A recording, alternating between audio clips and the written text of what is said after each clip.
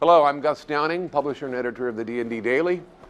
And today with us, we have Tarik Sheppard, Sergeant, NYPD Grand Larceny Unit, John Mattis, Vice President, Asset Protection Investigations and ORC from Macy's, Sean Huggins, Manager of Internal and ORC Investigations at Rite Aid, Jordan Rivchun, Senior Manager Investigations DSW Inc., and Chip Chiappetta, Regional LP Manager Northeast at DSW.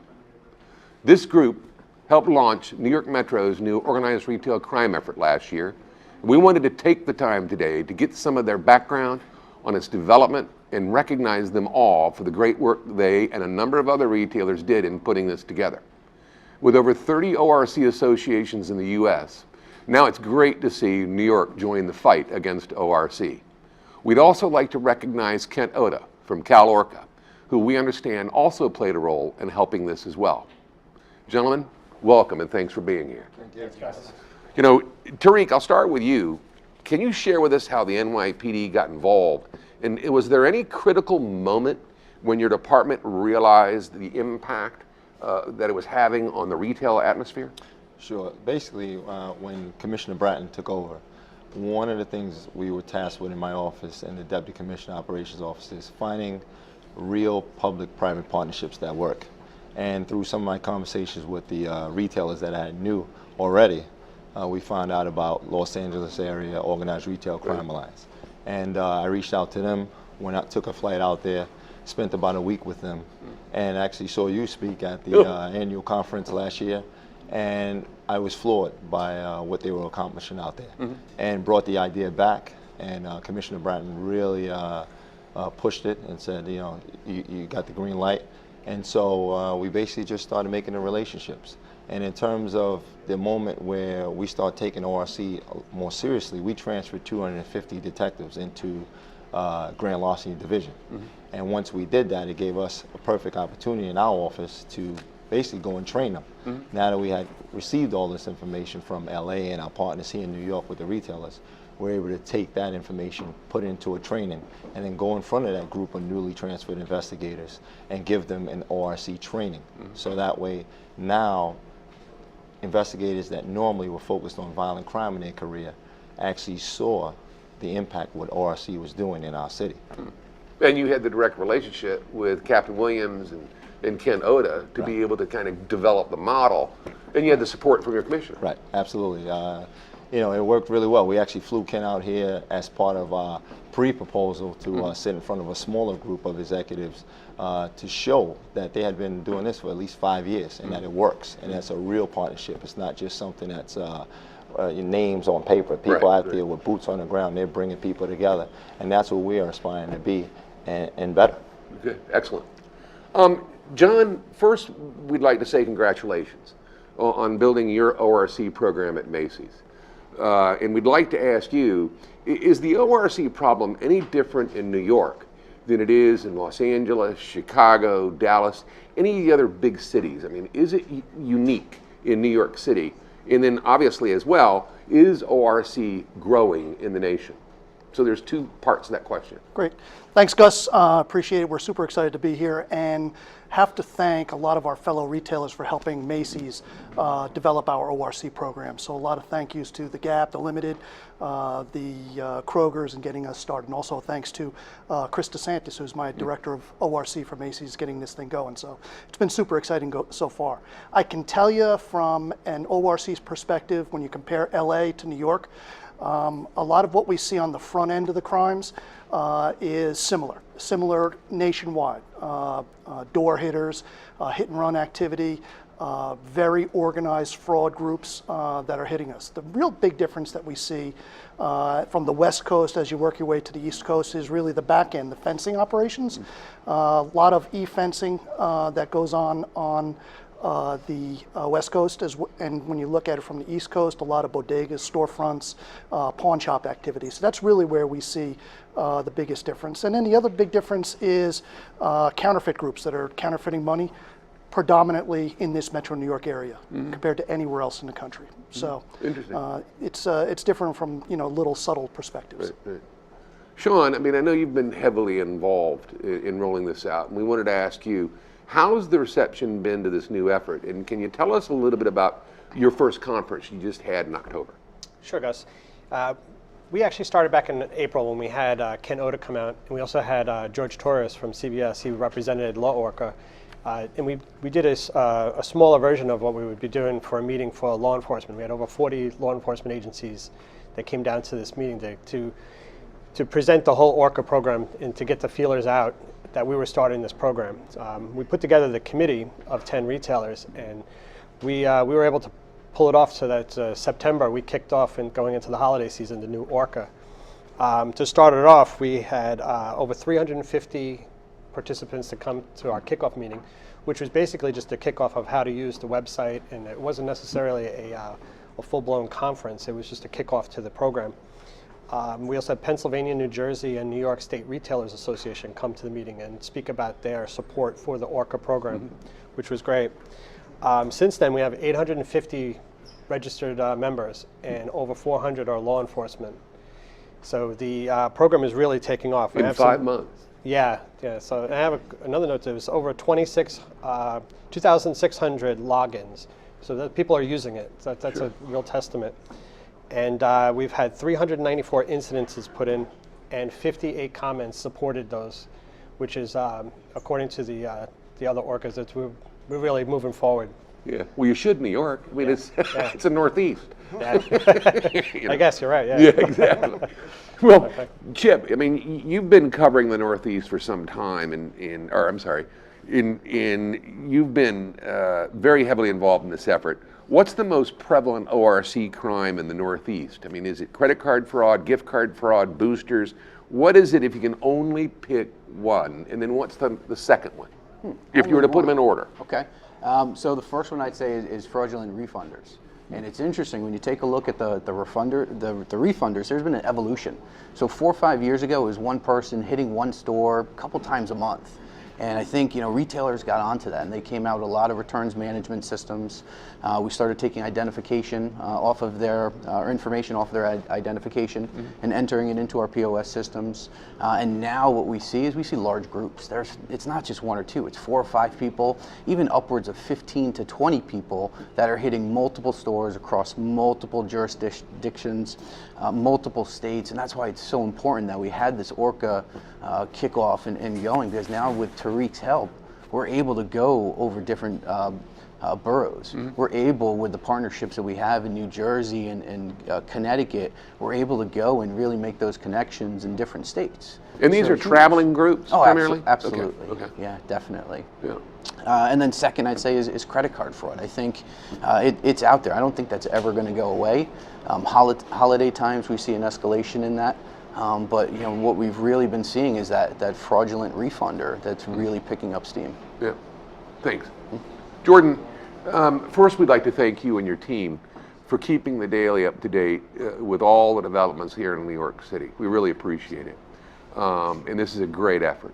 Our question for you is, I mean, you travel the country and have a national perspective on ORC. In your eyes, is the ORC problem in the U.S. growing? Is it getting more attention? And is New York City, in your eyes, any different than the other markets? So we kind of have a three-pronged question there for you. Sure. First off, thanks for having us. And, I think from a national perspective, ORC is probably getting more attention. If you look at states that have ORC laws, there's 25 of them, not enough. NRF would say that it's a $30 billion a year problem. Again, if 25 states have it, we need more states to get a focus on it. I think from a retailer perspective, we're doing a better job of networking with people like Tarik, with law enforcement agencies, and it's that public-private sector partnership that's going to bring attention to it. That ORC could have been here all along, but it's up to us as retailers, as well as law enforcement, to really educate our leadership. All the way up to the top on the true ramifications and impact of ORC. Here's a question for all of you. Did we see an increase in credit card fraud this holiday season? And does anyone think that the data breaches played a role? John, you want to start with that?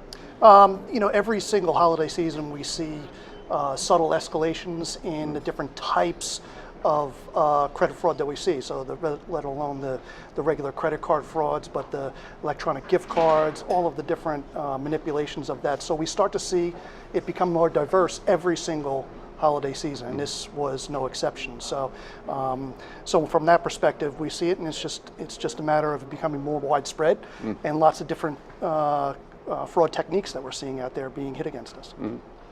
And from the law enforcement side, one of the things we believe is that when you look at these groups, whether it's Romanian, Russian, Bulgarian, there's a reason why they're stealing this data, you know, and the goal at the end is to make money. And so we know there's some other groups out there in which the intent is just to disrupt operations, but the primary goal is to make money. This information is worth a lot, and it's going to be reintroduced back into the market by way of websites that pop up where you can buy this stuff. So you're going to keep seeing this, and it's going to make its way to the street, and then they're going to make their way to brick and mortar buildings or online shopping or whatever it may be. So I don't know about the holiday escalation, but I do know that it plays an important role. Because we're not obviously immune to credit card fraud, but I'm not aware of anything to do with the data breach or if we had an increase or not. Gentlemen? I would absolutely agree. I think in retail in general, over my experience, the holiday times, you'll see an uptick in fraudulent activity. I couldn't say that anything is correlated to a data breach at all either. Right, okay. I would agree, and I would just say with all the third-party websites that are out there that are buying gift cards, merchandise cards, it really takes out that human element. I don't have to go back into the store. I can go right to these websites and sell my gift cards that I, received. So I think escalation during the holiday times is something we often see. Well, it would be smart to use the credit card, excuse me, fraudulent credit card to make the purchase and then go back to the store and refund it for the money or the gift card. So it kind of, there is an interconnect, it's kind of interconnected regardless of the data breach influence. And I know that the state of Florida kind of, a couple of sheriff's departments down there claimed they thought there was a connection. They had more apprehensions in credit card fraud than they've ever had over like a 4 or 5 month period of time that they were putting in the papers. But anyway, so also between these three retailers, we've got Macy's, Rite Aid, DSW. How many ORC jobs are there if we put the three of you together? So specifically ORC titles, or it's in the title? How many? We have 8, Okay. 8 specific We have executives. 5. It's a cross breed. We really have a team of 4, but I would tell you that ORC is really our entire team's focus. From some But level. you have 4 Correct. specifically in the title. Yep. So between these three retailers, we have 17 jobs that have ORC in the title. Okay. 10 years ago, we had 0. 0. So from 0 to 17 in 10 years. In a retail market that the brick and mortars are oversaturated, screaming to close stores as quickly as possible, and it's just shrinking. But yet we have 17 ORC jobs in just 3 retailers. That's significant. Expand that out to the whole industry, and it's the single growth area in retail loss prevention. The single biggest growth area. And there's a correlation. There's a reason. Okay, just a point I wanted to make. Last question. I understand there's some talk about a national effort. Is there anything that we can share with our viewers about a national effort for an ORC, connected community, so to speak? John? I can tell you that I was on the phone with Ken Oda on Friday. So we've been working for quite some time to try and tie in all of these regional coalitions together, because really when you look at the ORC groups that are hitting the majority of us, they're transient. So no longer is it just a couple of stores and that's the group that's getting hit. They'll be in New York one day and a couple days later in LA. So really the ability for us to tie them all together is what will take the overall ORC problem and be able to attack it on a national level. So we're hoping that we're very, very close. Kent is very positive on our next steps. We just need to be very formulated in how we approach it, do it right the first time, and but it's really exciting what's ahead of us. Do it right the first time. Absolutely. Well, and to have Ken involved is Yeah. absolutely. I mean, he's been there from the beginning, I believe, 7, 8 years ago. Right. Good guy. Although Albuquerque was really the first one, I think it was 2005 or 6, but Kent followed shortly thereafter. Any thoughts, any comments about the national effort? Any of you guys hear anything? Yeah. Just, you know, I'm doing the same thing. Kent and I talk all the time, along with Joe Hopkins out in LA. And one of the things we want to just stress is that from the retail side, we're looking to, you know, meet up and speak with some of the best and brightest and people who have really been out there for a long time. So far we've been talking to people like John, but also we're still going to be looking for others out there to contact us and give us their experiences, because we know this has been tried before, but this is the first time that you have the two largest police departments in the country coming together and pushing that effort. And with Kent's experience, I think there's no way we're not going to be successful.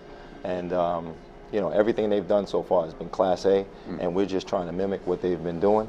And I'm looking forward to 2015 and beyond with the national program, because we want to be leaders in education, training, and so forth, and pushing out this to more states, including states that don't have ORC laws. One of the ways to get them is going to be through things like the national effort. Great job. Great. Thank God to have you. By God. Yeah, I want to congratulate all of you for the job you did in creating this, and especially Tarik for representing NYPD and giving us retailers your time and energy. Because without it, we just wouldn't have the effort at all. So thank you to the NYPD. Well, that's it for this episode, and we'd like to thank you and the panel for taking the time for watching. And so until next time, let's keep them all safe out there.